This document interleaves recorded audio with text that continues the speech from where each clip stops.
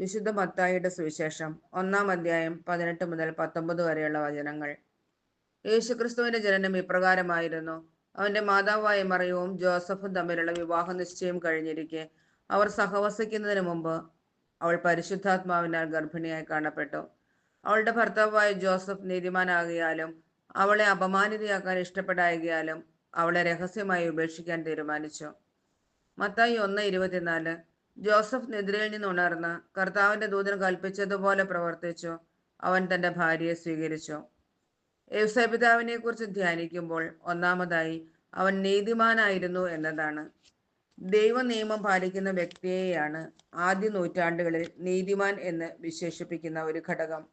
ദൈവിക നിയമങ്ങളും സാമൂഹിക നിയമങ്ങളും കൃത്യതയോടെ പാലിക്കുകയും കുടുംബത്തിന്റെ സ്വസ്ഥിതിക്ക് വേണ്ടി ജീവിക്കുകയും തന്നെ ഏൽപ്പിക്കപ്പെട്ടിരുന്ന വ്യക്തികളെ എല്ലാവിധത്തിലും പരിപാലിക്കുകയും ചെയ്ത് കുടുംബനാഥന്മാരുടെ മാതൃകയും കുടുംബത്തിന്റെ മധ്യസ്ഥനുമായി തീർന്ന ജോസഫ്, മറിയത്തോടും ഉണ്ണീശോയോടുമുള്ള കടമ അദ്ദേഹം നിർവഹിച്ചു.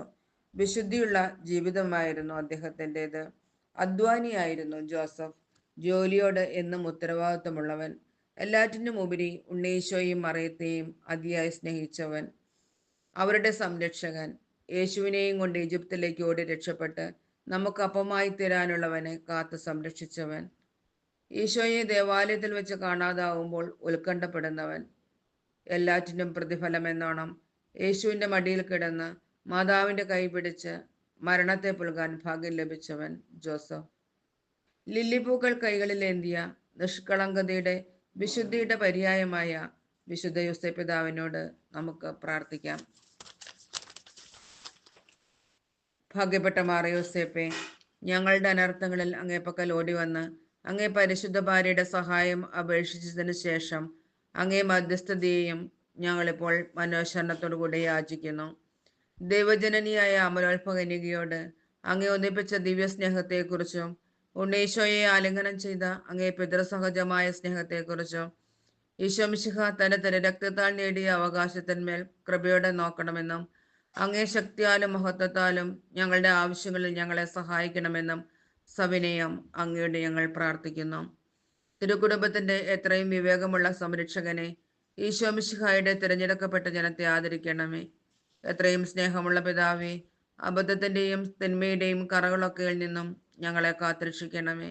ഞങ്ങളുടെ എത്രയും വല്ലഭനായ പാലക, അന്ധകാര ശക്തികളോട് ഞങ്ങൾ ചെയ്ത യുദ്ധത്തിൽ സ്വർഗത്തിൽ നിന്ന് ഞങ്ങളെ കൃപയോടെ സഹായിക്കണമേ. അങ്ങൊന്നൊരിക്കലും ഉണ്ണീശോയെ മരണകരമായ അപകടത്തിൽ നിന്ന് രക്ഷിച്ചതുപോലെ ഇപ്പോൾ ദൈവത്തിന്റെ തിരുസഭയെ ശത്രുവിന്റെ കെണിയിൽ നിന്നും എല്ലാ ആപത്തുകളിൽ നിന്നും കാത്തുകൊള്ളണമേ. ഞങ്ങളെ അങ്ങേ മാതൃക അനുസരിച്ച് അങ്ങേ സഹായത്താൽ ബലം പ്രാപിച്ച് പുണ്യജീവിതം കഴിപ്പാനും നല്ല മരണം മരിച്ച് സ്വർഗത്തിൽ നിത്യഭാഗ്യം പ്രാപിപ്പാനും തക്കവണ്ണം അങ്ങേ മധ്യസ്ഥതയാൽ ഞങ്ങളെ എല്ലാവരെയും എല്ലായ്പ്പോഴും കാത്തുകൊള്ളണമേ. ആമേൻ.